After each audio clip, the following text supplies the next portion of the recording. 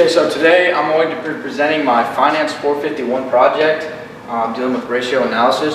I looked at 10 companies across 2 different industries, the mass merchandisers market as well as first the fast food market. So the first companies that I looked at were Sonic, which is already in the 452 portfolio. Its competitors Wendy's, McDonald's, Yum Brands, as well as Jack in the Box. Under ROE decomp, first I looked at EBIT margin, which looks at a company's earnings potential. Obviously, a higher number is going to mean a company does a good job with the growth of their net revenue, good cost control, as well as strong productivity overall. Most of these companies did a very good job with that. Sonic, Jack in the Box, as well as even Wendy's, seeing massive increases there.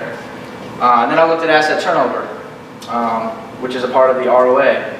And I really liked here Sonic saw steady increases, as well as Jack in the Box. Wendy's saw slight decreases in their asset turnover as well. And then I looked at ROA itself and equity multiplier. ROE, kind of dumbed down, is ROA times equity multiplier. So ROA looks at how much percentage of a profit a company is keeping from its total assets. So how much money its assets are basically generating profit for a company. Obviously you're going to want this number as high as possible. So I really like the way that Sonic, as well as Jack in the Box was trending here, which is consistently upward, as well as Wendy's. Even though McDonald's and Yum Brands had higher ROAs, they were more volatile. And then equity multiplier. This is really just about risk preference. So whichever company you think, so if you're a fan of leverage or not, so the more leverage you have, the more it magnifies your gains and losses. So Sonic had a very high equity multiplier, meaning that, and they had a high ROA, meaning that they are gonna have a very high ROE because they're leveraging the amount of debt they have to finance their purchases of assets. And then I looked at profit margin, which is another portion of ROA. And profit margin measures how much out of every dollar of sales a company is keeping. So for McDonald's, they had the highest consistently, with about 20 cents for every dollar that they would be keeping as a company. Yum Brands was very volatile in this as well. I really did like Sonic. They had steady increases again. That's kind of a theme I found. They were seeing very consistent upward growth in a lot of these ratios.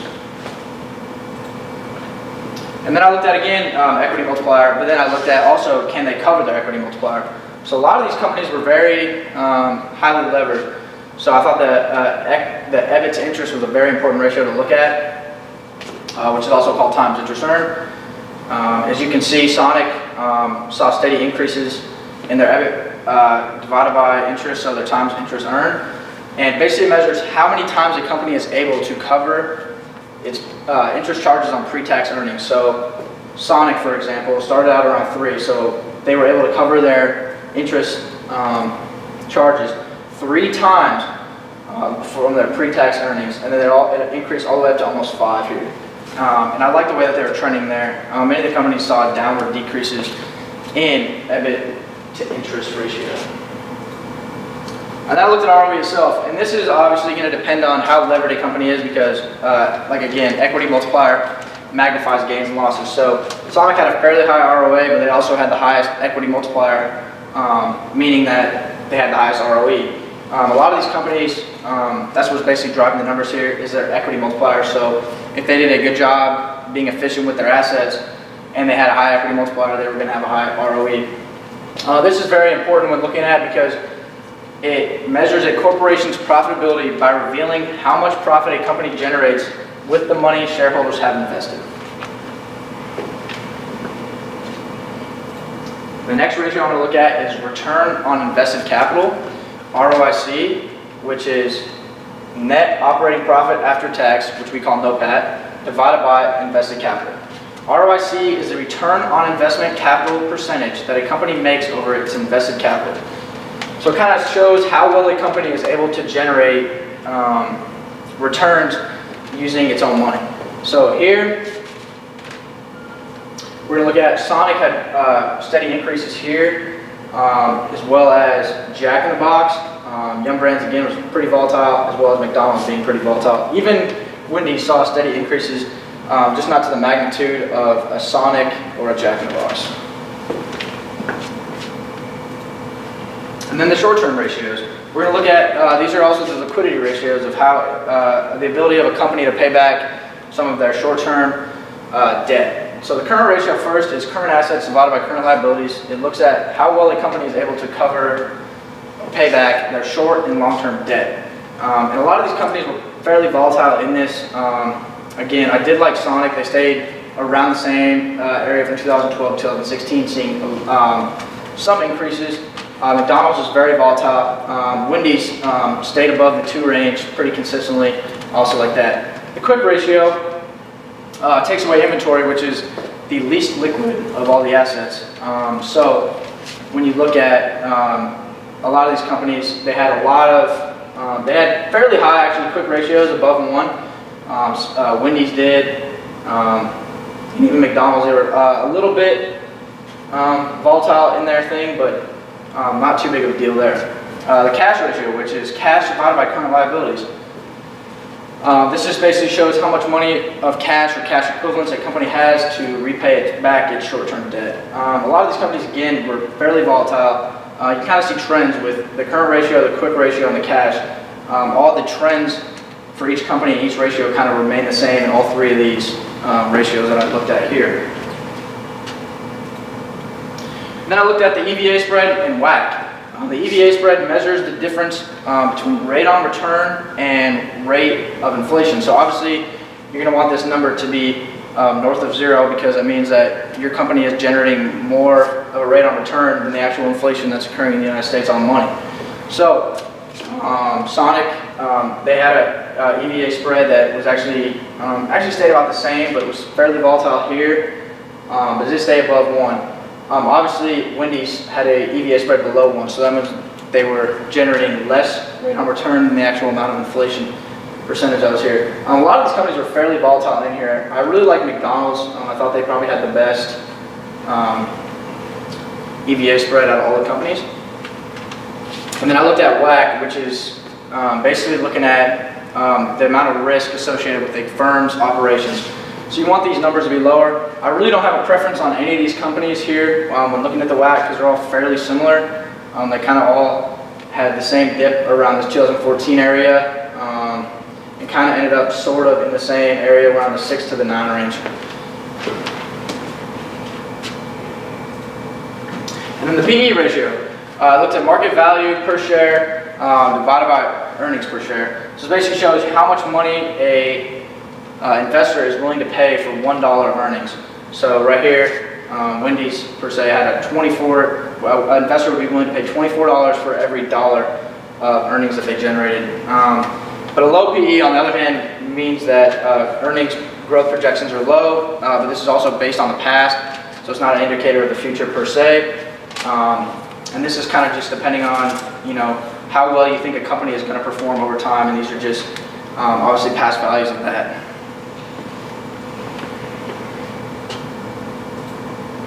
And then market to book. A lot of these companies did struggle with this because obviously the book value was higher than the market value. So by the end of 2016, these companies were all overvalued because they had a ratio that was less than 1. If their ratio stayed above 1, that would mean the company is undervalued, and that would mean it'd be a good company to invest in their stock. And then this is my dividend discount model I did for Sonic. I actually chose Sonic as the best company when it came to the fast food merchandisers, because they had a high EBIT margin, their ROA stayed fairly consistent, they had a very high ROE because they were highly levered. Their liquidity ratios were very similar to all the other companies, having a very high current ratio, as well as they had a low PE. And so the next market that I'm going to look at is the mass merchandisers market. I chose Dollar General as my company, and I chose 4 competitors: Walmart, Dollar Tree, Target, and Costco. And again, I'm going to look at ROE decomp I'm going to look at EBIT margin, which is EBIT divided by sales, like I talked about earlier, basically showing the company's earnings potential based on, if they had a growth net revenue, good cost control, and strong productivity. So here, I really liked Target. They stayed around the $7 range, as well as Dollar General. They stayed around the 10 range. Then asset turnover, how well a company generates sales from the amount of total assets they have. So I really did like Costco, had a very high asset turnover rate, as well as Walmart, and even Target and Dollar General saw steady increases.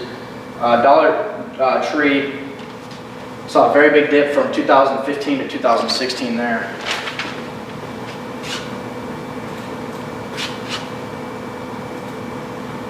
And then next I looked at ROA, which ROA is net income divided by total assets. So how much money they are keeping in profit from the amount of assets they have. So basically how well their assets do at generating profit for a company. Obviously you're going to want this ratio as high as possible. Dollar General had steady increases, which I really did like. They were pretty much the only company that saw steady increases the entire time on ROA. And then equity multiplier, which basically is a leverage ratio, again, looking at how much a company is financed by by debt. So here Dollar General has a very low equity multiplier when compared to companies in their market, which is the mass merchandisers market. A lot of these companies were around the 3 range. These companies are levered a lot less than the companies in the fast food market. So they shouldn't have too much of an issue covering their interest because their equity multiplier is so low.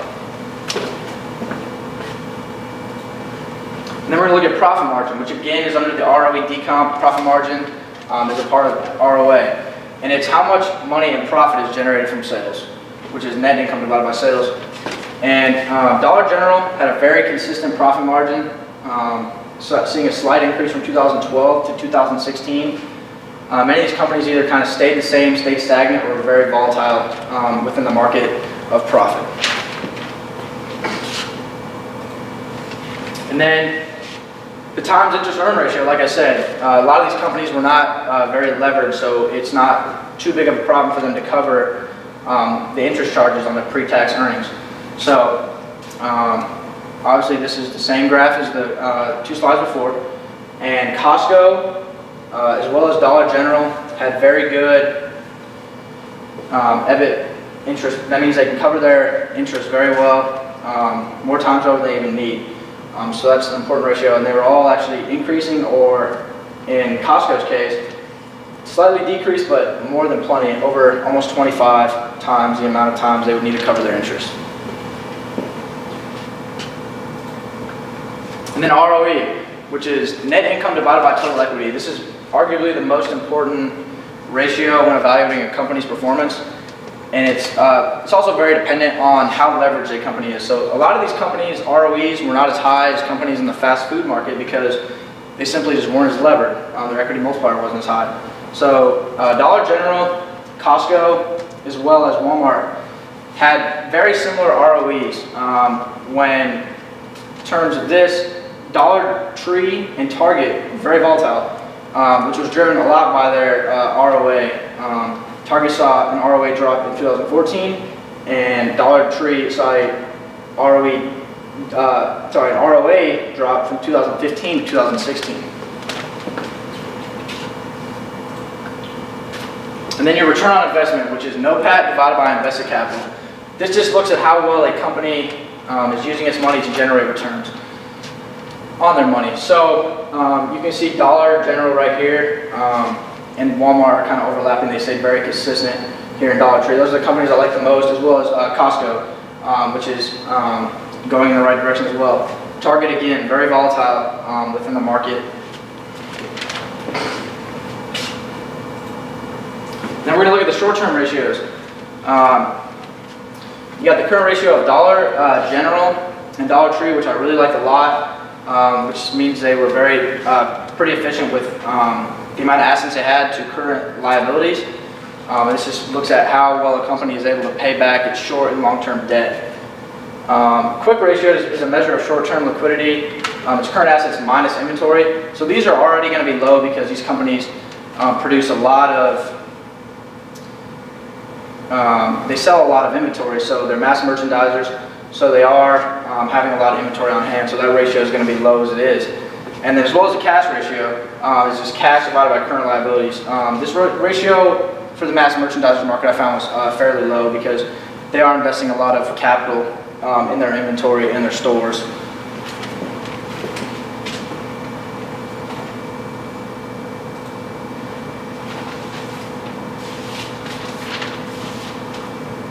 And then next we'll look at the EVA spread and the WACC. So the EVA spread is just the difference between rate of return and the rate of inflation. So obviously you're going to want this number as high as possible. So Dollar Tree did a very good job of having a rate of return that was much higher than the actual rate of inflation. And many of these companies stayed the same or were very similar to each other and stayed kind of on the same path, except for Costco, which was volatile when it came to their EVA spread. And then the WACC, these companies had fairly low WACCs compared to companies in the fast food industry, and it's a higher WACC is typically associated with more risk with a firm's operations. So I really don't have a preference on any of these companies' WACCs either.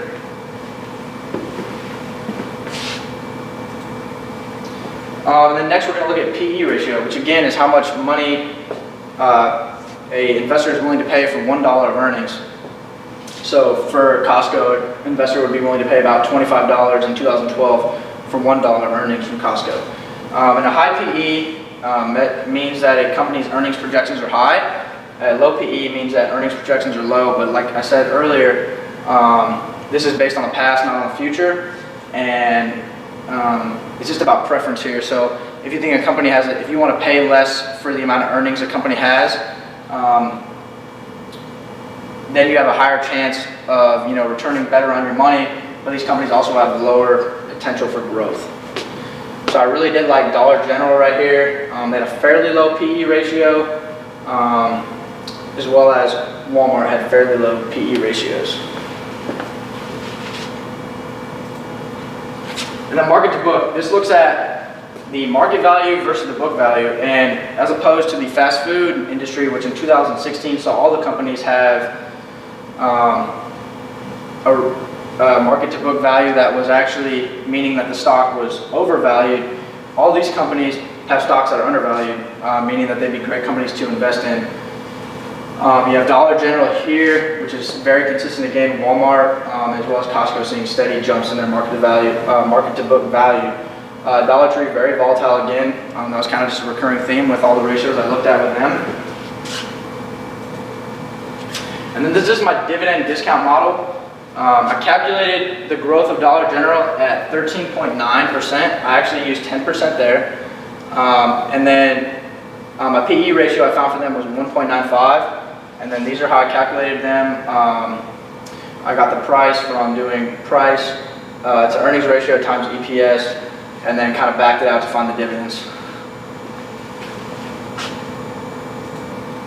And then the top company I chose overall, so I chose Sonic for my fast food company, and then for my top company in the mass merchandisers market, I chose Dollar General because they had consistent increases in earnings per share. They weren't very levered. Sonic was very levered, which would mean they would magnify their gains and losses. So if Sonic did have a year where they lost money, it would be magnified even greater. They had a high EBIT to interest ratio times interest earned to cover all their interest charges. They had a very high current ratio. They had a consistent PE ratio, which stayed fairly low. They had a low WACC, meaning that there was less risk associated with them. And then they also had a very high EBIT margin, which looks at your sales divided by your net income. So I thought that was, your EBIT divided by your sales. So that was also a very important ratio I looked at there. Again, I would like to thank you for watching my video.